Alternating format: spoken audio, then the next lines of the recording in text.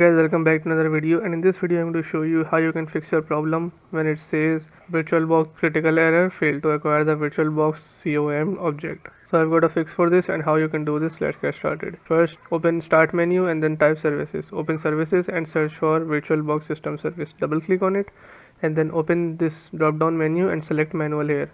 Then click on apply and then click on start. After that, once this is done, restart your PC and then open VirtualBox as administrator. Once you do this, hopefully your problem solved, and if your problem still occurs, so make sure to comment down below so we can bring a detailed guide on this video. Alright, that's it for today's tutorial.